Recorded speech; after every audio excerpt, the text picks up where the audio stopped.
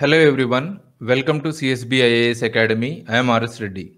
Union cabinet కేంద్ర మంత్రివర్గము నిన్న కొన్ని కీలక నిర్ణయాలు తీసుకుంది.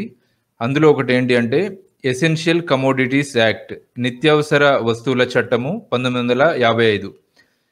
ఈ చట్టాన్ని సవరించడానికి గాను ఒక ఆర్డినెన్స్కి కేంద్ర మంత్రివర్గము ఆమోదం తెలిపింది. సో ఈ ఆర్డినెన్స్ ప్రెసిడెంట్ ఆఫ్ ఇండియా యొక్క అసెంట్ పొందాల్సి ఉంది. ఎందుకు అమెండ్ చేస్తున్నారు ఎసెన్షియల్ కమోడిటీస్ యాక్ట్ని అనేది కనుక చూస్తే, సీరియల్స్, చిరుధాన్యాలు, పల్సెస్, పప్పులు, ఆయిల్ సీడ్స్, నూనె గింజలు, ఎడిబుల్ ఆయిల్స్, వంట నూనె, ఆనియన్ అండ్ పొటాటోస్, వీటిని ఈ చట్టం పరిధి నుంచి తొలగించడానికి ఈ ఎసెన్షియల్ కమోడిటీస్ యాక్ట్ 1955ని సవరిస్తున్నారు. ముందు ఎసెన్షియల్ కమోడిటీ యాక్ట్ ఎందుకు తీసుకొచ్చారన్నది ఒకసారి చూస్తే, ఏదైనా ఒక కమోడిటీని కనుక అది ఎసెన్షియల్ కమోడిటీ అని గవర్నమెంట్ డిక్లేర్ చేస్తే, అప్పుడు ఆ కమోడిటీకి సంబంధించినటువంటి ప్రొడక్షన్ కానివ్వండి, సప్లై కానివ్వండి, అట్లాగే డిస్ట్రిబ్యూషన్ కానివ్వండి, గవర్నమెంట్ కంట్రోల్ చేసే అధికారం ఉంటుంది. సో అసలు ఎసెన్షియల్ కమోడిటీ అంటే ఏంటి? ఎసెన్షియల్ కమోడిటీ యాక్ట్ ప్రకారము దీనికి సంబంధించి స్పెసిఫిక్ డెఫినేషన్ ఏమీ లేదు. కానీ ఈ చట్టం ప్రకారము, ఎసెన్షియల్ కమోడిటీ యాక్ట్ ప్రకారము, ఈ యాక్ట్ యొక్క స్కెడ్యూల్లో మెన్షన్ చేసినటువంటి ఏదైనా కమోడిటీని ఎసెన్షియల్ కమోడిటీగా పరిగణించవచ్చు.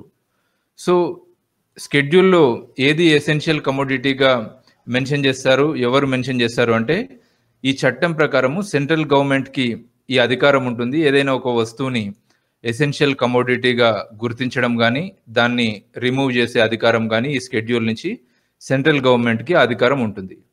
ప్రస్తుతము ఎసెన్షియల్ కమోడిటీస్ యాక్ట్లో భాగంగా 9 కమోడిటీస్ని ఎసెన్షియల్ కమోడిటీస్ యాక్ట్లో చేర్చారు.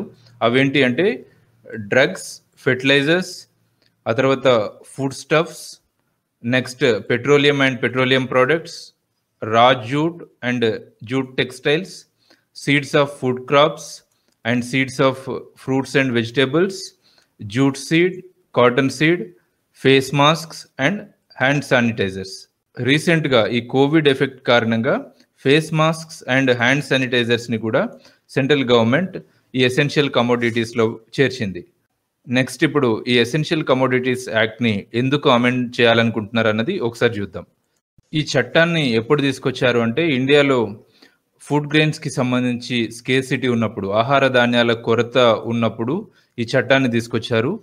ప్రధాన లక్ష్యం ఏంటి అంటే, అప్పట్లో బ్లాక్ మార్కెటింగ్ చేయకుండా ఈ ఎసెన్షియల్ కమోడిటీస్ యాక్ట్ తీసుకురావడం ద్వారా ఫుడ్ స్టఫ్స్ని బ్లాక్ మార్కెటింగ్ చేయకుండా కంట్రోల్ చేయడం కోసం తీసుకొచ్చినటువంటి యాక్ట్ ఇది. కానీ ప్రస్తుత పరిస్థితులు చూసినప్పుడు మినిస్ట్రీ ఆఫ్ కన్జ్యూమర్ అఫైర్స్ ప్రకారము ఇండియాలో 1955-56తో పోల్చినప్పుడు వీట్ ప్రొడక్షన్ ఏమో 10 times పెరిగింది. అట్లాగే రైస్కి సంబంధించినటువంటి ప్రొడక్షన్ చూస్తే అప్పట్లో 25 millions ఉండే, అది 4 times పెరిగింది, అరౌండ్ 4 times 110 millionsగా ఉంది ఇప్పుడు. సో పల్సెస్ కనుక చూస్తే 2.5 times పల్సెస్ ప్రొడక్షన్ కూడా పెరిగింది. సో ఇట్లాంటి సందర్భంలో ఇండియా ఇందులో ఎసెన్షియల్ కమోడిటీస్ యాక్ట్లో మెన్షన్ చేసినటువంటి కొన్ని వస్తువుల్ని ఈవెన్ ఎక్స్పోర్ట్ చేసే స్థాయిలో ఉంది. సో ఇట్లాంటి పరిస్థితులలో ఈ చట్టానికి సవరణలు అవసరము అని ఇండియన్ గవర్నమెంట్ భావించింది. సో ఇప్పుడు ఈ చట్టాన్ని సవరించడం వల్ల కలిగే బెనిఫిట్ ఏంటి అన్నది ఒకసారి చూద్దాం. సో ఈ ఎసెన్షియల్ కమోడిటీస్ యాక్ట్ని అమెండ్ చేయడం వల్ల, సవరించడం వల్ల పల్సెస్, అట్లాగే serials, oil seeds, edible oils, onion and potatoes, ఈ వస్తువులని రెగ్యులేటెడ్ ఎసెన్షియల్ కమోడిటీస్ లిస్ట్ నుంచి తొలగించాలనుకుంటుంది ప్రభుత్వము. దీనివల్ల జరిగే బెనిఫిట్ ఏంటి అంటే, ప్రైవేట్ ఇన్వెస్ట్మెంట్ ఈ వస్తువుల వాల్యూ చైన్లోకి వచ్చే అవకాశం ఉంటుంది అన్నది గవర్నమెంట్ అభిప్రాయము. సో ఇప్పటివరకు ఇక్కడ ఉన్న హర్డిల్ ఒకటి ఏంటి అంటే, మేజర్ ప్రాబ్లం ఏంటి అంటే, ఎసెన్షియల్ కమోడిటీస్ యాక్ట్ కొన్ని ఏ వస్తువుల్ని ఎంతవరకు కొనాలి అనే ఒక లిమిటేషన్ విధించడం వల్ల ట్రేడర్స్ ఎక్కువ మొత్తంలో ఈ వస్తువుల్ని కొనడానికి ముందుకు రాలేదు. సో దీనివల్ల ఏమవుతుంది, క్రాప్ అంతా ఒకేసారి వస్తుంది పంట. అలా పంట వచ్చినప్పుడు ఎక్కువ మంది ట్రేడర్స్ కొనడానికి ముందుకు రాకపోతే రైతులకి తక్కువ ఆదాయం వస్తుంది. సో మీకు తెలుసు ఏదైనా వస్తువుకు మార్కెట్‌లో డిమాండ్ ఎక్కువగా ఉన్నప్పుడే ఖచ్చితంగా వాటికి ఎక్కువ రేట్ వస్తుంది. కానీ ఇల్లీగల్ ట్రేడ్ ప్రాక్టీసెస్‌ని కంట్రోల్ చేయడానికి తీసుకువచ్చిన ఎసెన్షియల్ కమోడిటీస్ యాక్ట్ 1955 ఇది అగ్రికల్చర్ సెక్టార్‌లో ప్రైవేట్ ఇన్వెస్ట్‌మెంట్‌కి అడ్డంకిగా మారింది. సో ఇప్పుడు గనుక ఈ వస్తువుల్ని ఎసెన్షియల్ కమోడిటీస్ యాక్ట్ పరిధి నుంచి తొలగించి అట్లాగే నిల్వకు స్టాక్‌కి సంబంధించినటువంటి లిమిటేషన్స్‌ని ఎత్తివేస్తే ఆటోమేటిక్‌గా ట్రేడర్స్ ఎక్కువ మొత్తంలో కొనడానికి ముందుకొస్తారు. దీనివల్ల రైతులకు ఎక్కువ ఆదాయం వచ్చే అవకాశం ఉంటుందన్నది గవర్నమెంట్ ఆలోచన.